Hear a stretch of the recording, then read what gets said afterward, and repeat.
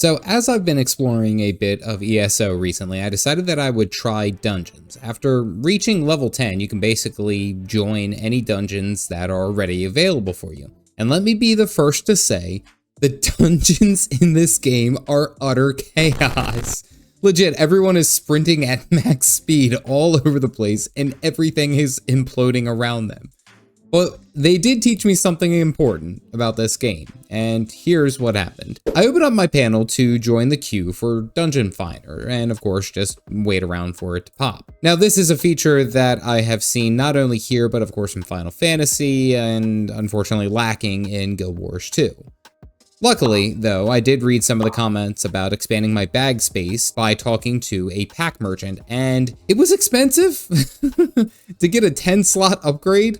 It was a decent chunk, but I'm looking to alleviate some of this inventory stress, so this is just gonna have to be something that I pick away as I play through. Then my dungeon queue pops, and here we go. First, I am going as a DPS Dragon Knight. The first dungeon is called the Fungal Grotto, and I start trying to talk to this lady to figure out what's going on and, you know, ask about the quests and stuff like that, but by that time, it's time to go. We gotta charge in. You know how I was queued as a DPS? Well, apparently I thought I was the tank of this run, so I run in, full charging into hordes of enemies, smacking and slashing as I go, wondering why everyone isn't right behind me. I mean, why can't I simply be the big bad boy tank like I want to be? I'm sure the real tank, Ragnar La Montana, will not mind. Am I a joke to you? I don't know, this dude's probably silently cursing me. Well, we get the kill on the first boss, and I'm immediately flooded with gear, items, and a whole bunch of other stuff. Like, legit, one kill and I got like 10 items.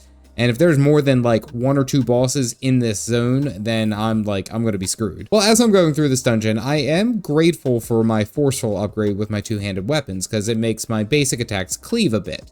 But I definitely need to get something better down the line, something that offers a lot more damage. We start fighting War Chief ESO-Elsweyr, and it's basically just 4 people jumping on this poor goblin. Like, we were over there just whooping his ass. He's trying to swing as best he could, but man, we were just pushing his teeth in. I felt bad for this dude. I will say the combat in this game is quite fun. It's real fast, and sometimes it's really chaotic. It's hard to pay attention to all the different things that are going on, but I kind of enjoy it. I put the goblin's head on a pike, and now we have to rally the remaining goblin people to kill some spider people.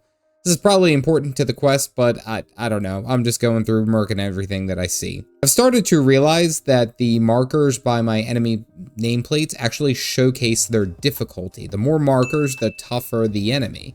It's very similar to how like Guild Wars 2 does veteran mobs and elite and champion. Or in Final Fantasy, I haven't quite figured that one out, but there are little triangles that show the difficulty of this specific mob. We kill the Brood Birther, gross, and I start moving further into the cavern. We start fighting the Dreugh King? The Dreugh King? I don't know, the big bad spider guy here. And legitimately, we are laying a beat down. This dude's health is melting so fast. I'm not quite sure what's happening, but it's fun. We get the kill and I level up and unlock Cleave, as well as my Dragon Flight Ultimate. Oh, now we're cooking. And then I turn in another quest and now I'm level 13. Like, holy crap, I got 3 levels in one dungeon alone. That's insane. Not to mention a whole bunch of gold and blue gear and everything else. I mean, dungeons seem really profitable. I'm not gonna lie, wow. I do a few more dungeons and level up, but I accidentally fat-fingered my OBS button and had the bottom right corner pop up and look for chat as one of my streaming screens. So please enjoy this image of the CDG logo here for the time being. This next dungeon has us in some type of prison or cell. Again, I wasn't able to read any of the quests because it was essentially as soon as I got there, everyone was running full sprint. It does make me kind of appreciate the Final Fantasy community who will let you read everything and follow the cutscenes. They you know, that's kind of like a big thing. But I start to run into that problem of too much gear and items being dropped into our lap. I had to spend about like 10 minutes after the last dungeon getting the gear out from the last run to either be sold or to be broken down as I start to try to level some crafting. I'm going with blacksmithing. And don't worry, later I did discover that you can actually use bank slots, so that's good. I'm starting to understand what gear is important and what gear is not. I also start to realize how my rotation should go for it to be a bit better and when I should use my abilities and in what order. I can't really tell what's working best, but I feel like I am doing good DPS, I guess. We clank and slam all the way to the bottom of this dungeon, and unfortunately I'm not quite sure why we are here or what is happening, but we're just killing everything. Literally, we move so damn fast I had trouble following the story and understanding it, but hey, it's okay. We do fisticuffs with High Kin Lord Rylus with extreme conviction, and I will admit that my Dragonflight ability is probably my favorite thing. Like, it's really cool animation, good effect, the screen shakes, it's pretty fun. Well, I get to level 14, and I get a whole mess of gold and a whole bunch of other items. This goes on for a bit more, but I get up to about level 15, and I unlock weapon swapping, which I absolutely love. Very reminiscent of what Guild Wars 2 does with the weapon swapping. However, it doesn't appear that there's really any cooldown in the rotation, so I can just spam weapon swapping as fast as my little fingers can press. I set my Dragon Spike ability and Weapon Enchant, my second skill bars, so I can jump into those, pop those cooldowns, and then jump back to my DPS abilities, because now I have a handful of two-handed weapon skills that I can use.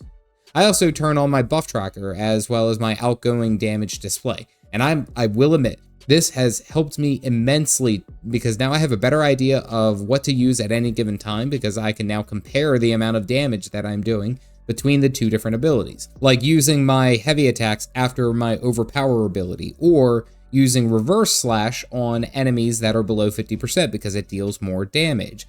Like little things that I have been able to improve on over time because I actually know what I am doing and what damage is actually going out.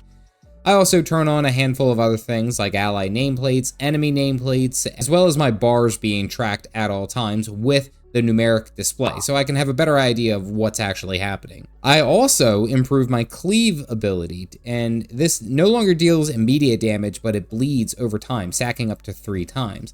Now I am absolutely cooking with damage, getting 3 stacks of the bleeds, and then smacking around with my overpower, and then following up with heavy attacks and going through everything that I need to. It was an absolute blast. Also, I wanted to take a moment to appreciate this tank's name here.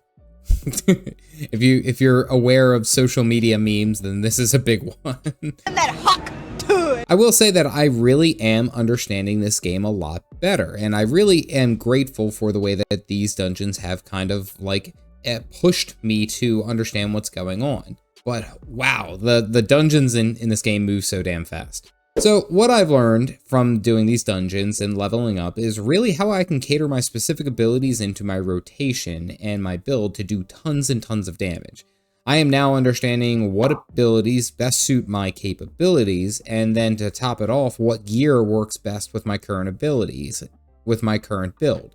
It's actually a lot of fun. The combat has been enjoyable, but holy crap, these dungeons are basically everyone running around in different directions and attacking anything that moves. I have heard that the group composition can literally be any class for any role, which is cool, but I have no idea how to set those up for anything other than DPS. I'm kind of simple that way. Now, as I'm continuing to progress through, I also did end up going through the Soul Shriven intro quest, and now one of my main quests is to deal with this guy, the Prophet. Now, that's something that I'll deal with here in the next video. However, I am tracking my entire playthrough of the Elder Scrolls Online first time experience, and you can see that whole playlist here. Otherwise, stay caffeinated, folks.